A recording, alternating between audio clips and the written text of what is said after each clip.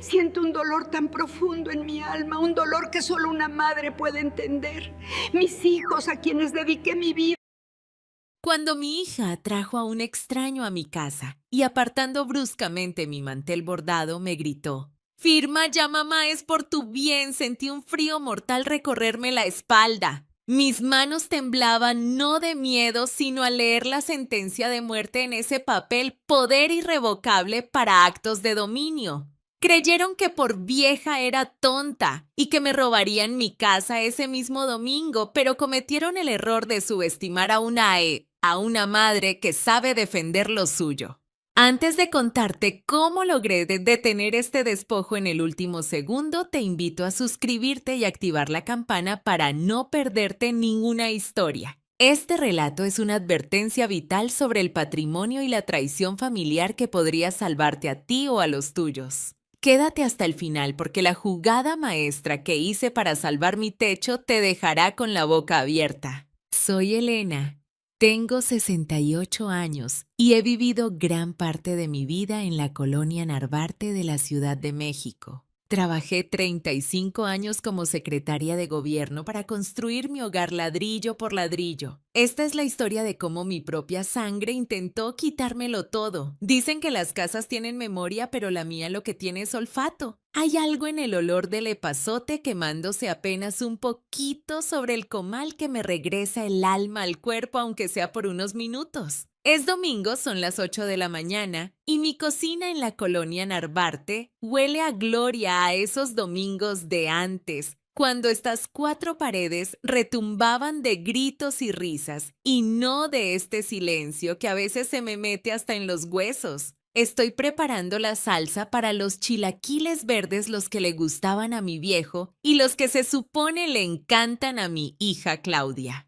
Digo se supone porque hace meses que no viene a comer, pero una es madre y la esperanza es esa maña terca que no se nos quita ni a golpes. Mientras muelo los tomates verdes en la licuadora esa Austerizer cromada que tengo desde hace 30 años y que sigue funcionando mejor que cualquier aparato moderno, escucho las campanas de la iglesia llamando a la primera misa.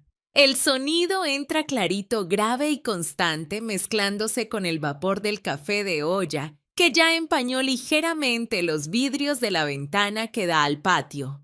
Me gusta ese momento, cuando el mundo está tranquilo y la luz de la mañana entra suave iluminando los azulejos de Talavera, que mi esposo y yo pegamos con nuestras propias manos cuando compramos esta casa. Por un instante, solo por un instante, siento que todo está en orden, que mi vida sigue teniendo ese ritmo pausado y seguro que tanto trabajo nos costó construir. Pero la paz en esta casa dura lo que tarda en sonar el teléfono. Y sonó. No era una hora normal para llamadas sociales. Mi corazón dio un brinco no de susto, sino de esa intuición infalible que tenemos nosotras, esa que te avisa cuando el viento cambia de dirección antes de que llegue la tormenta. Me sequé las manos en el delantal y contesté esperando escuchar un «buenos días» o un «¿cómo amaneciste?». ¡Qué ilusa! Era Claudia. Su voz sonaba rara, acelerada, con ese tono metálico y falso que pone cuando quiere algo y no sabe cómo pedirlo. No me preguntó por mi salud, ni si ya había desayunado. Lo primero que me soltó fue una pregunta seca que me dejó helada. ¿Estás sola, mamá? Le contesté que sí, claro, con quién más iba a estar si su padre lleva 5 años viéndome desde el cielo y ella y su hermano tienen sus vidas tan ocupadas que ya no cabemos en ellas. Entonces me dijo que iba para Ala, que ya venía en camino, que le urgía verme. Pero no venía sola. Me dijo que traía a alguien. Un asesor mencionó con prisa. Alguien que me iba a ayudar a ver unas cosas. Y ahí, justo ahí, sentí esa punzada en la boca del estómago, ese aviso amargo que te dice que no vienen a visitarte por cariño, sino por interés. ¿Ayudarme a qué? Yo no he pedido ayuda. Tengo mi pensión del ISSSTE, tengo mis ahorros, tengo mi casa pagada, ladrillo por ladrillo. No necesito asesores financieros con trajes baratos en mi sala. Necesito que mi hija venga a darme un abrazo, no a traerme extraños en domingo. Colgué el teléfono y me quedé mirando la olla del café hirviendo, soltando ese aroma a canela y piloncillo que antes me consolaba y ahora me parecía ajeno. Me sentí tonta. Había picado cebolla, había deshebrado el pollo, había comprado el queso fresco en el mercado ayer, todo pensando en agasajarla. Y ella viene con un asesor. Me dieron ganas de apagar la estufa, de tirar la salsa por el fregadero y encerrarme en mi cuarto a llorar por lo ingratos que son los hijos. Pero no, una se pone la máscara de fortaleza esa que no nos quitamos ni para dormir y sigue adelante. Me alicé el cabello, me puse un poco de lápiz labial para no verme tan pálida y regresé a la estufa. Saqué el mantel bueno del cajón, el bordado a mano que solo uso en Navidad o cumpleaños. Lo extendí sobre la mesa del comedor alisando cada arruga con la palma de mi mano, con fuerza como si al planchar la tela pudiera planchar también la angustia que se me empezaba a aglomerar en el pecho. Puse 2 lugares. Dudé si poner un tercero para el invitado, pero el orgullo me ganó. No, si vienen a hablar de negocios en domingo, que hablen, pero mis chilaquiles son sagrados. Guardé el tercer plato. Me senté un momento en la silla de la cabecera, la que era de mi esposo, y miré alrededor. Esta casa huele a viejo, dicen mis nietos cuando vienen obligados. Huele a historia, digo yo. Cada mueble, cada cuadro, cada libro tiene una razón de ser. Y ahora Claudia viene corriendo sin avisar como si tuviera prisa por algo que no me quiere decir por teléfono. Intuyo que no van a comer.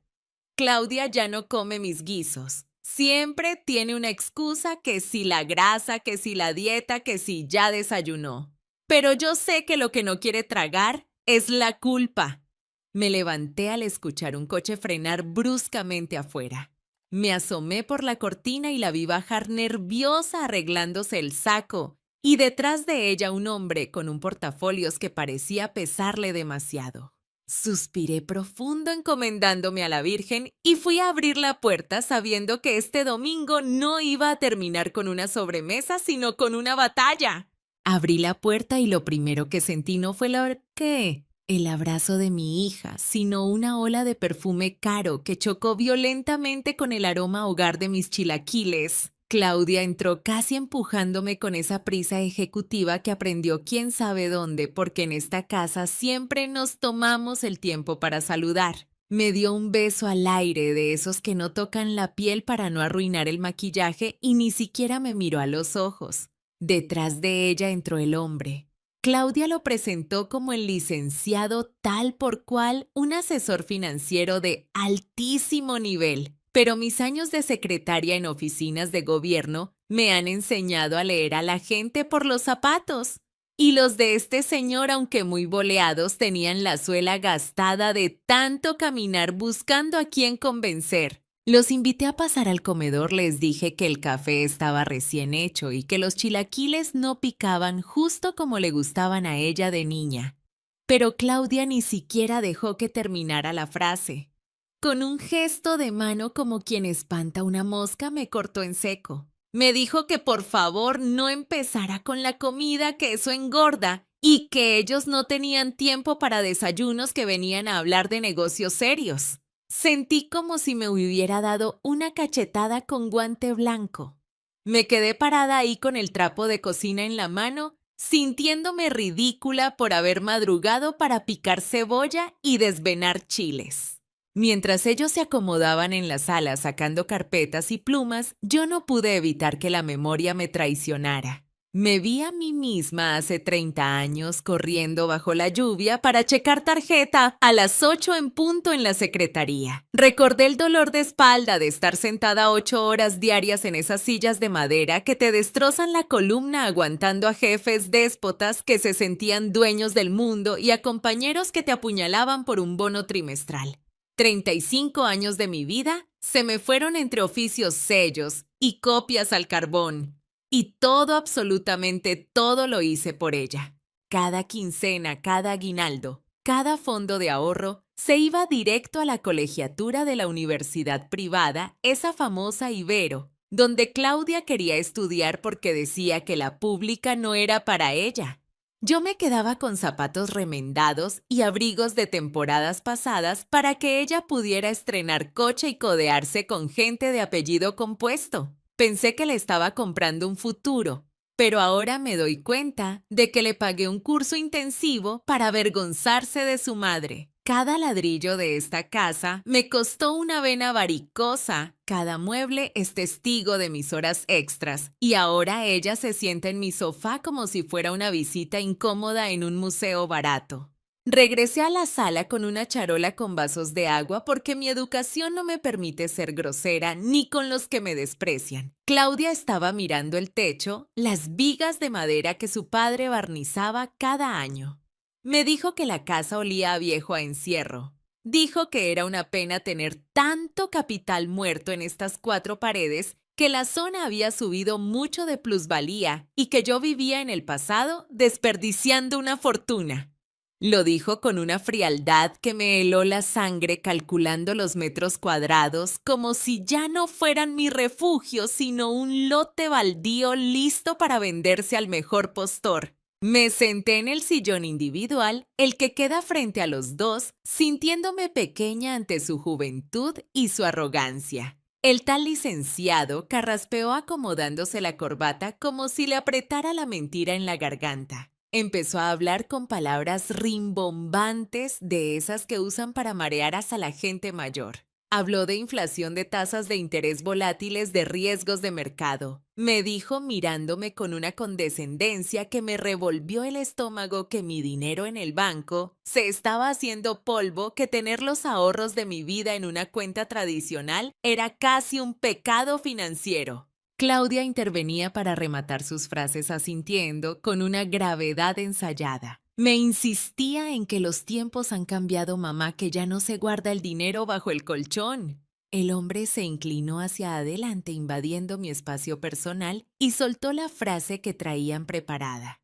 Me dijo que necesitaban blindar mi patrimonio hoy mismo, que habían encontrado una oportunidad única, un fideicomiso especial que protegería mi vejez, pero que la oferta vencía pronto. La urgencia en sus voces no sonaba a preocupación por mi bienestar, sonaba a la desesperación del que debe dinero y necesita sacarlo de donde sea. Yo los escuchaba y solo podía pensar en mis chilaquiles enfriándose en la cocina. Es curioso cómo en los momentos de peligro uno se fija en los detalles más absurdos. Veía la boca de mi hija moverse pintada de un rojo perfecto y me preguntaba en qué momento esa boca que me pedía canciones de cuna se convirtió en esta máquina de pedir firmas. Me dijeron que solo era un trámite, una actualización de firmas para mover los fondos a una cuenta de alto rendimiento mancomunada con ella para que Claudia pudiera ayudarme a administrar mejor. Pero mi instinto ese que se afiló lidiando con burócratas corruptos y sindicatos mañosos me gritaba que eso no era ayuda. Eso era una emboscada en mi propia sala. El sonido de los broches del maletín al abrirse retumbó en el comedor como si fueran 2 disparos secos. El tal licenciado, con esa falsa amabilidad que ya me estaba dando náuseas, comenzó a sacar bonches de papeles legajos gruesos engrapados con urgencia. Lo que hizo a continuación fue que el primer aviso de que la cortesía se había terminado sin pedir permiso, empujó bruscamente mi mantel bordado ese de lino que mi madre me regaló antes de morir y que yo cuidaba como a un santo, haciéndole un gurruño contra el frutero para liberar la superficie de madera. Sentí ese gesto como un empellón en el pecho, una falta de respeto a mi mesa, que es el altar de esta familia. Sobre la madera desnuda desplegó los documentos.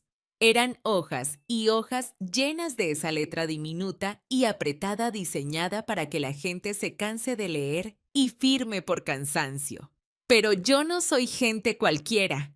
35 años leyendo oficios de gobierno me entrenaron la vista para detectar las trampas entre líneas. El hombre puso una pluma Montblanc pesada y brillante encima del primer legajo y me miró esperando su misión. Claudia a mi lado tamborileaba los dedos sobre la mesa ansiosa con la mirada fija en la pluma como si fuera una varita mágica que resolvería todos sus problemas. Me incliné un poco ignorando el dolor punzante en la espalda baja y leí los encabezados en negritas. No decían contrato de inversión. No decían fideicomiso de protección. Las letras mayúsculas gritaban otra cosa, algo que hizo que el mundo se detuviera por un segundo. Ahí decía clarito y sin vergüenza poder general limitado e irrevocable para actos de dominio y cesión de derechos. Sentí que el aire se me escapaba de los pulmones. No necesité leer más para entender la magnitud de la traición. Cerré los ojos un instante rogando estar equivocada, pero al abrirlos, las palabras seguían ahí crueles y definitivas. En el lenguaje legal, que es un idioma frío y sin corazón, actos de dominio significa que te conviertes en dueño. Significa que si yo firmaba eso, ellos podían vender mi casa mañana mismo sin avisarme, vaciar mis cuentas, regalar mis muebles y dejarme en la calle con lo que trajera puesto. Y la palabra irrevocable era el candado final. Una vez puesta mi firma, yo perdía mi voz y mi voto sobre mi propia vida. Ya no sería la dueña de mi destino, sino una invitada en la propiedad de mi hija sujeta a su caridad. Sentí un frío repentino que me subió desde las plantas de los pies hasta la nuca. Las manos se me empezaron a helar, como si la sangre hubiera decidido esconderse para no presenciar lo que estaba pasando. Levanté la vista y miré a mi hija. Busqué en sus ojos a la niña que yo peinaba antes de ir a la escuela. Busqué a la mujer a la que le cuidé los partos. Busqué un rastro de duda o de culpa, pero no encontré nada. Solo vi codicia. Una codicia brillante y dura mezclada con una urgencia que me asustó más que la pobreza. Claudia no me estaba protegiendo de los bancos. Me estaba entregando a los lobos y el lobo mayor era ella. Ella notó mi vacilación y su máscara se cayó por completo. Ya no había dulzura fingida. Se inclinó sobre la mesa invadiendo mi espacio y me habló con una voz que no reconocí, una voz cargada de agresividad y desesperación. Me dijo casi a gritos que firmara, ya que dejara de leer tonterías porque no iba a entender los tecnicismos. Me dijo que era por mi bien que si no firmaba ahora mismo el gobierno o el banco me lo iban a quitar todo por los impuestos, que me iba a quedar en la calle pidiendo limosna si no dejaba que ellos tomaran el control. Escuchar a tu propia hija amenazarte con la miseria para robarte es un dolor que no tiene nombre. Sentí que el corazón se me rompía no poéticamente, sino físicamente. Una presión en el pecho que me dificultaba respirar. El silencio en el comedor se volvió ensordecedor, solo roto por el zumbido de mi propia presión arterial subiendo. El licenciado me acercó la pluma un poco más, rozando mi mano, como obligándome a tomarla. Me estaban acorralando en mi propia casa, usando mi confianza y mi vejez como armas en mi contra. Querían que firmara mi sentencia de muerte en vida y querían que lo hiciera sonriendo y dando las gracias. En ese momento entendí que la hija que yo creía tener ya no existía. Esa mujer frente a mí con la mandíbula tensa y la mirada fría era una extraña capaz de despojar a su madre para tapar sus propios agujeros financieros. El dolor de la traición era tan agudo que por un momento pensé que me desmayaría ahí mismo sobre el mantel arrugado y los papeles de la infamia. Pero el miedo, bendito sea el miedo, a veces te paraliza, pero otras veces te despierta. Y yo estaba despertando a la pesadilla más real de mi vida. Dicen que el diablo sabe más por viejo que por diablo, pero a veces se le olvida que las madres tenemos un radar que detecta la mentira antes de que salga de la boca.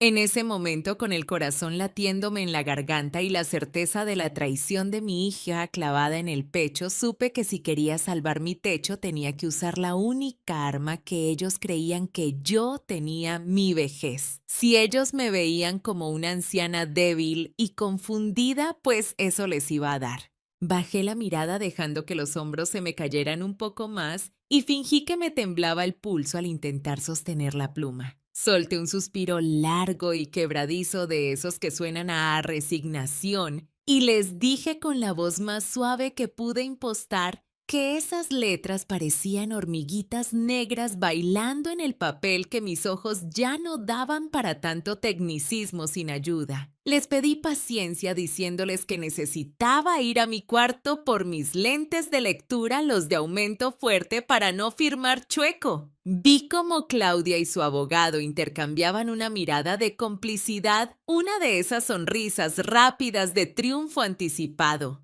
Pensaron que ya me tenían que la resistencia se había roto y que solo era cuestión de minutos para quedarse con todo. Me levanté despacio arrastrando un poco los pies como si me pesaran los años y caminé hacia el pasillo. Sentía sus miradas clavadas en mi espalda urgiéndome a apurarme. Pero en cuanto crucé el umbral de mi habitación y cerré la puerta, la anciana indefensa desapareció. Giré el seguro con cuidado para que no hiciera ruido y me enderecé.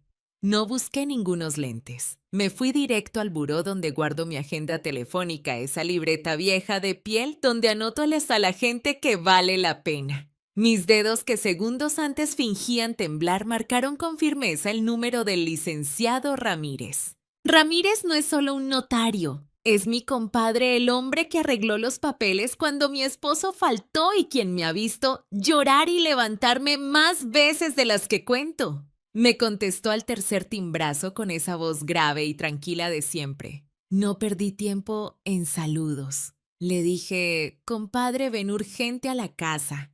Mi hija y un tipo que dice ser asesor me quieren madrugar con un poder para actos de dominio. Le dije que traían papeles para dejarme en la calle y que necesitaban su fe pública o más bien su autoridad para detener esta infamia. Él no preguntó detalles, solo me dijo que estaba a 5 cuadras y que no firmara ni el aire hasta que él cruzara esa puerta. Colgué y me quedé un momento frente al espejo del tocador. Me vi las canas, las arrugas, pero también vi la furia encendida en mis ojos. Le pedí perdón a la Virgen de Guadalupe que tengo en la cabecera por lo que estaba a punto de hacerle a mi propia sangre, pero le recordé que una madre también es una leona cuando le tocan la cueva. Respiré hondo, volví a encorvar la espalda y salí al ruedo. Regresé al comedor con las manos vacías y cara de despiste. Cuando Claudia me preguntó por los lentes, le dije que no los encontraba, que seguramente los había dejado en la cocina o en el baño, ganando tiempo con excusas tontas mientras me sentaba de nuevo frente a los papeles de mi sentencia. El abogado falso empezó a impacientarse, tamborileando los dedos sobre la mesa, diciéndome que no importaba que él me podía guiar el dedo donde tenía que firmar. La presión en el aire era insoportable, una mezcla de codicia y desesperación que olía peor que comida echada a perder. Y entonces el timbre sonó. Fue el sonido más hermoso que había escuchado en años. Claudia se sobresaltó y me preguntó molesta quién era, que si esperaba visitas. Yo no le contesté. Me levanté esta vez sin fingir debilidad y fui a abrir. Cuando el licenciado Ramírez entró con su traje impecable y su presencia que impone respeto el aire en el comedor, cambió de golpe. El asesor de Claudia se puso pálido del color de la cera. Reconoció a Ramírez de inmediato porque en el mundo de las leyes en esta ciudad, los tramposos conocen bien a los decentes. Regresé a la mesa, pero ya no me senté. Me quedé de pie apoyando las manos sobre ese mantel que ellos habían despreciado y solté la bomba que llevaba guardando en el pecho desde que llegaron. Miré a mi hija a los ojos y le pregunté si de verdad creyó que por vieja me había vuelto estúpida. Le dije que yo le enseñé a caminar, le enseñé a hablar y le limpié las lágrimas, así que no me viniera a querer enseñar a correr ahora. La voz me salió firme, potente, la voz de la mujer que levantó esta casa y a esta familia. Tomé el legajo de papeles esos donde querían que les regalara mi vida y frente a sus caras de espanto los rompí por la mitad. El sonido del papel rasgándose fue un grito de libertad. Les dije que eso no era una inversión, que era un robo y que me dolía más la intención que el dinero. Ramírez dio un paso adelante y le dijo al abogado de pacotilla que si no quería una denuncia en el colegio de notarios por intento de fraude y abuso de confianza contra una persona mayor, mejor se retirara. El tipo no esperó a que se lo dijeran 2 veces. Recogió su maletín atropelladamente murmurando excusas y salió casi corriendo dejando a Claudia sola en medio de su vergüenza. Mi hija intentó hablar, intentó decir, «Mamá, no es lo que piensas», pero yo levanté la mano y la callé. Le señalé la puerta, esa misma puerta que siempre estuvo abierta para ella a cualquier hora, y le dije las palabras más difíciles que una madre puede pronunciar. Le dije que aquí no vivía su banco, que aquí vivía su madre, y que si no sabía respetar eso, entonces no tenía nada que hacer en mi casa. Le ordené que se largara. Y cuando la vi salir arrastrando los pies y la dignidad, sentí que algo se rompía para siempre dentro de mí, pero también sentí que por primera vez en mucho tiempo la dueña de mi casa y de mi vida volvía a ser yo. Cuando la puerta se cerró detrás de Claudia, el silencio regresó a la casa, pero ya no era el silencio tranquilo de la mañana. Era un silencio pesado, cargado de ecos y de polvo revuelto. Me quedé parada en medio de la sala un buen rato escuchando el motor de su camioneta alejarse, llevándose con ella su ambición y tristemente un pedazo de mi corazón. No lloré. Curiosamente, las ganas de llorar se me habían secado de golpe cuando vi la firma de ese documento. Lo que sentía era un temblor en las manos, una vibración eléctrica que no era miedo, sino la adrenalina del coraje, bajando de golpe, dejándome con una fatiga inmensa, como si hubiera cargado bultos de cemento todo el día. Regresé al comedor y me dejé caer en la silla. Frente a mí, los chilaquiles verdes ya estaban fríos.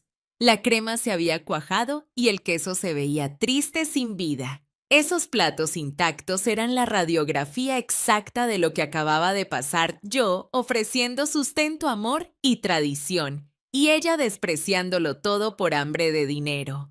Empujé el plato de Claudia lejos de mí con un gesto de asco. Me quiso ver la cara de paisana. Murmuré para mí misma y la voz me salió rasposa en la habitación vacía. El licenciado Ramírez, antes de irse, me había dado un abrazo fuerte de esos que te reacomodan los huesos. Me advirtió muy serio: «Elena, mañana mismo te espero en la notaría. Vamos a revocar cualquier poder que hayas firmado antes por si las dudas y vamos a blindar ese testamento. En México hay libertad testamentaria, mujer. No estás obligada a dejarle ni un peso a quien te trata con la punta del pie. Si quieres dejárselo a la beneficencia o a la señora de los tamales, es tu derecho». Sus palabras me dieron paz. Saber que la ley, cuando se usa bien, sirve para proteger la dignidad y no solo para atropellarla, fue un bálsamo. Me levanté porque el cuerpo me pedía algo caliente para sentar el estómago revuelto. Fui a la cocina y puse agua a hervir para un té de tila. Mientras veía la flama azul de la estufa, pensé en ese dicho viejo que mi abuela repetía tanto: «Cría cuervos y te sacarán los ojos». Por un momento, la culpa de madre esa que siempre está acechando quiso atacarme. ¿En qué fallé? La mimé demasiado. Le di tanto que pensó que todo el mundo le debía algo, pero luego sacudí la cabeza. No, yo la crié con valores, la crié para ser mujer de bien. Ella eligió perderse. Ella eligió escuchar el canto de las sirenas del consumo y la apariencia. No crié un cuervo, crié una hija libre que decidió usar su libertad para lastimar. Y eso ya no es mi culpa. Con la taza humeante entre las manos, caminé despacio hacia la recámara. Me detuve frente al altar que tengo sobre la cómoda. Ahí, entre veladoras y flores de papel, está la foto de mi viejo sonriendo con esa mueca socarrona que ponía cuando ganaba en el dominó. A su lado, una estampa de San Judas Tadeo, el patrón de las causas difíciles y desesperadas. Me persigné despacio sintiendo el calor de la taza en las palmas. «Ay, viejo», le hablé a la foto como hago todas las noches, casi nos ganan, casi me madrugan estos canijos. Tomé un sorbo de té y sentí cómo la tila empezaba a desatar los nudos de mi espalda. Miré alrededor de mi cuarto. Mis muebles, mis cortinas, mi techo. Todo seguía aquí. No me habían quitado nada material, pero me habían quitado la venda de los ojos. Y aunque duele ver la realidad, prefiero 1000 veces este dolor punzante pero limpio que vivir en la anestesia de una mentira. Pero no te preocupes, seguí diciéndole a la foto. Aquí sigo yo. Y mientras yo respire, esta casa se respeta. La lección me entró con sangre, pero me entró. La vejez no es sinónimo de estupidez. Y el patrimonio no son solo ladrillos y cuentas de banco. Es la historia de nuestro esfuerzo, es nuestra independencia y es nuestra dignidad. Y eso aprendí hoy a la mala, se defiende con uñas y dientes incluso de la propia sangre. Me terminé el té, apagué la luz del altar y me senté en mi reposet a ver caer la tarde sola, sí, pero tranquila. Porque más vale sola que mal acompañada y descada. Mañana será otro día y tendré que ir al notario, pero hoy nadie me saca de mi casa. Han pasado 3 meses desde aquel domingo amargo. Claudia no ha vuelto a pararse por aquí, y aunque el silencio a veces pesa, duermo tranquila sabiendo que las llaves de mi casa siguen firmes en mi bolsa. Ya fui con mi compadre Ramírez y dejé mi testamento blindado. Lo que construí con tanto esfuerzo servirá para asegurar mi vejez, no para tapar agujeros financieros ajenos. La dignidad de una madre no se negocia ni siquiera con la propia sangre. Mi consejo es rotundo: jamás firmen un papel si sienten prisa o presión. Si alguien les dice que ya no entienden, recuerden que nosotras administramos hogares con centavos mucho antes de que ellos supieran sumar. ¿Y ustedes? ¿Alguna vez han sentido que sus hijos ven su herencia como un derecho cobrable y no como un regalo? Cuéntenme su historia, las leo. Elena, 68 años.